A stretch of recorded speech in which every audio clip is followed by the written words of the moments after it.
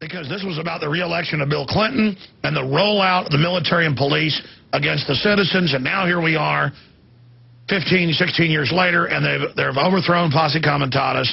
They're saying, we'll arrest you and throw away the key. Total tyranny. Drones are now being used. TSA checkpoints on highways. Government grabbing small children's genitals. I mean, who could ever believe it? But they did it all on the back of stage terror.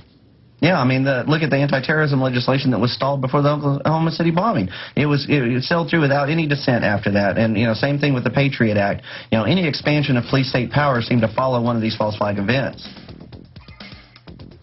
Wow, well, before the year 2011 ends, we're going to have you guys back up repeatedly and have Jane Graham and others back on, and some of the others you interviewed right there in studio with you, so people can really have this on record. And, folks, we haven't even scratched the surface. When we come back, I want you guys to roll through the evidence in the film and as best you can research who was behind the attacks specifically in the federal government. Stay with us. It's a Noble Live. It is the only film in the last decade that's been professionally produced looking at Oklahoma City. I've got 35 minutes or so. My 3-hour road to tyranny covers it well, but not with all the eyewitnesses and all the clear footage and the deep research they've done living in Oklahoma for many years. In fact, Chris, I'm just going from memory, but haven't you been around for like 10 years investigating this that I've heard of you out there being involved? Yes, Alex, thank you. I started in 2000, actually moved here in 2003. There was no way that I could commute back and forth from Fort Worth, and then living in New Mexico for a year logistically was impossible. So I decided to move here, and it was amazing. I was humbled by having the ability to talk to over 325 victims, family members, survivors, law enforcement, everybody that you found out one at a time that they knew there was something horribly wrong with the story. And some of them asked me to keep their names confidential. Others said, that's fine, you can put my name on there. They signed release forms. So well, break down some of the people that gave you intel that didn't want to be on the record, and then some of the other big bombshells that are on record. I mean, here you got the inventor of the neutron bomb saying it's impossible, the former head of Air Force Weapons Development, the head grand juror saying he was threatened, you know, the mother of the cop they killed who saw what the ATF did, the woman, the head of HUD, seeing the feds planting bombs and thinking they were telephone men. I mean, this is hardcore, and this is a testament. You think you're safe, folks, with people like this running the country? It's a gambit in chess. And militaries do this, where you send in 100 troops, 1,000, to bring out the enemy. You know it's going to wipe out the troops, but they're a sacrifice. And the argument is the end justifies the means. You don't lose 10,000 troops because you're willing to lose 100. That's what they do when governments conduct false flags, and it's very sick. Please continue. Break it down. Two people in particular, in fact, they're in the film. After about 4 months of researching this case, I had to get grounded. I had to get with somebody in law enforcement or former law enforcement that really knew the nuts and bolts of this case. And that's when I first met Craig Roberts at Tulsa. Drove up there, met with him for the better part of a day, and he laid it all out for me.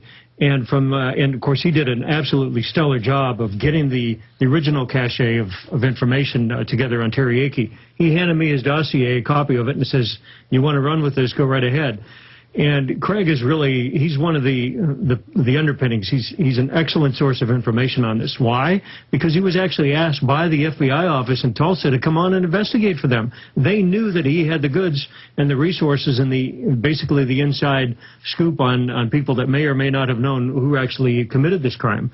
And then the second person, of course, was Hoppy Heidelberg. So you go from former law enforcement to a gentleman that was actually on the grand jury. And after that, I says, my gosh, you know, we've got to get a clear focus on this.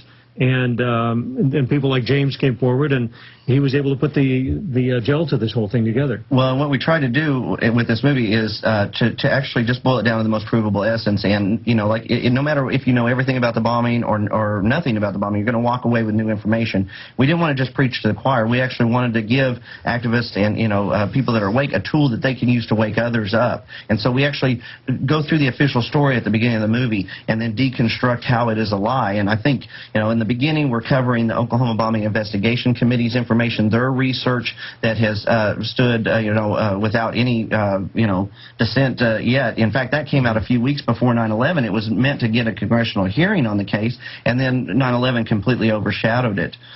Then we get into the information more recently that researchers like Wendy Painting has been doing, actually going through the Defense Archives, and then Jesse Trinidad, of course. I mean, you've had him on the show before, Alex, and that guy is just amazing. He's from the hills of Kentucky, and his brother was brutally murdered at the Federal Transfer Facility, and he said, you kill one of my family members, you better kill all of us, because we're not going to stop until we get some justice. Yeah, he's a lawyer who keeps suing him, and then they'll black out one document, and he sues them again, they black out the other part, and he gets the full image, and it's the government running the attack. It's just incredible.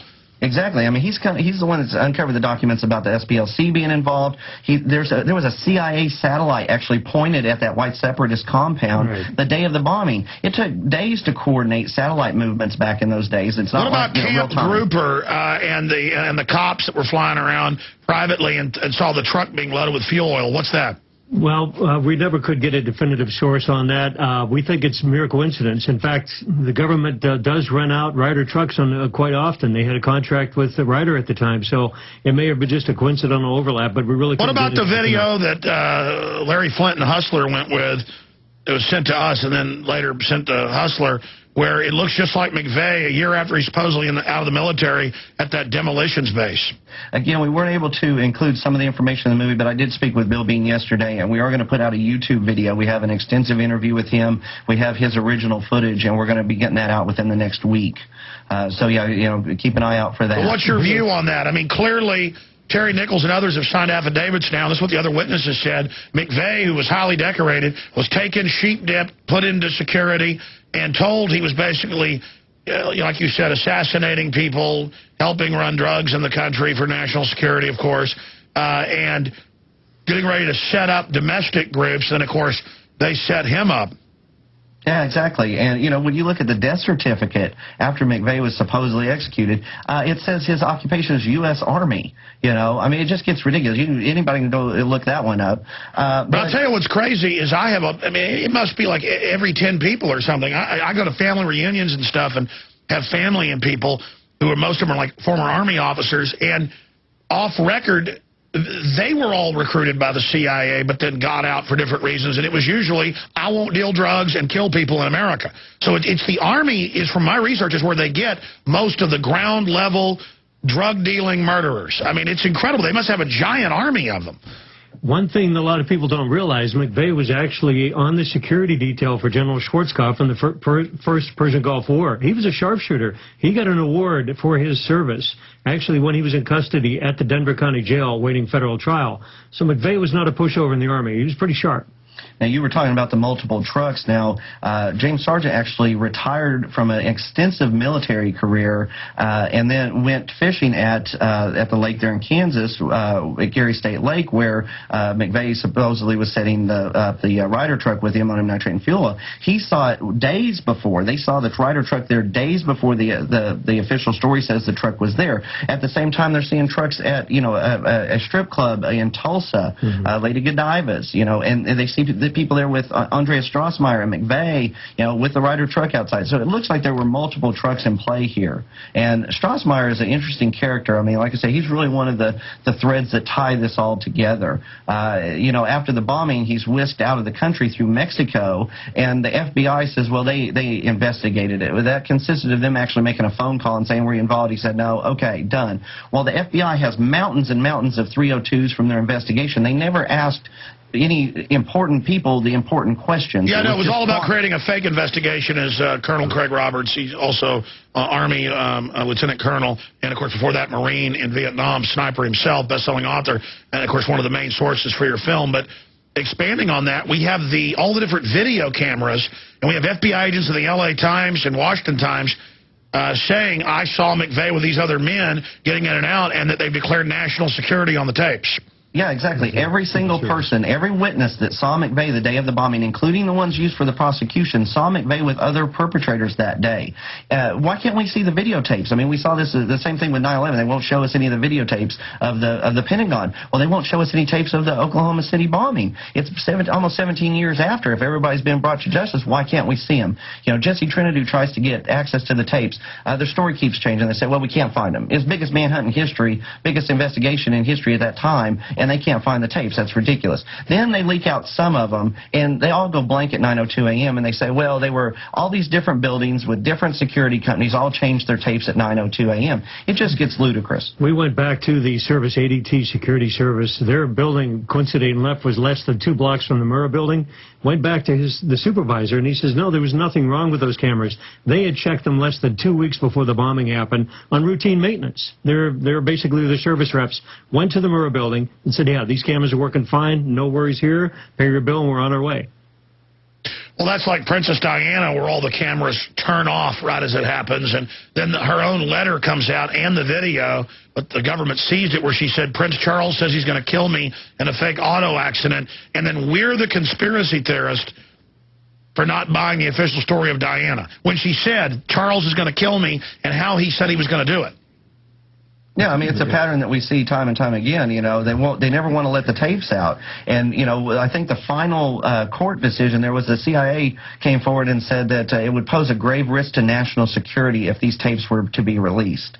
You know, we're supposed to forget that John Doe number 2 ever existed. You know, is the greatest manhunt in history. That's right. The government said national security. Just like when the Sinaloa cartel said, we ship drugs in for America, you ship us guns. The government came in and said, it's true, national security.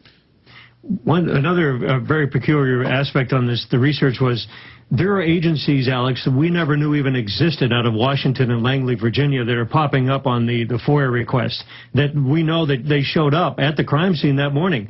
And it's like, wow, where did this agency come from? Where did these people come from? If it was a lone nut driving an ANFO-laden truck bomb in front of a building, why do you have some of the top 14 agencies, some of them that we never knew existed, show up in Oklahoma City? Why was the head of the FBI anti-terrorism group lying, saying he wasn't there, and it turns out he was?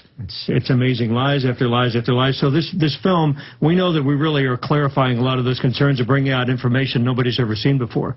And like you were saying earlier, you got Mark Penn, who is head of a PR firm that specializes in public relations for, you know, genocidal third world dictators, saying that the only thing that's going to save the Obama administration is another Oklahoma City bombing.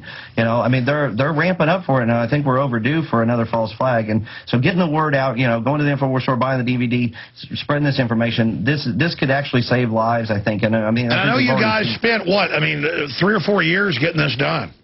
Yeah, I mean, it was, you know, years of research, almost 16 years of research that we incorporated into the movie. But, yes, it was over 1.5 years in production because we wanted to have that. Yeah, because I remember Chris talking to me about this like 2 years ago. All right, guys, it's available at Infowars.com, A Noble Lie, Oklahoma City, 95. Everybody get it. And let's go ahead and get you guys set up for next week. We need to talk about some of the other witnesses you want to bring in for next week's interview. Amazing. Bob Chapman straight ahead. A ton of news. Stay with us.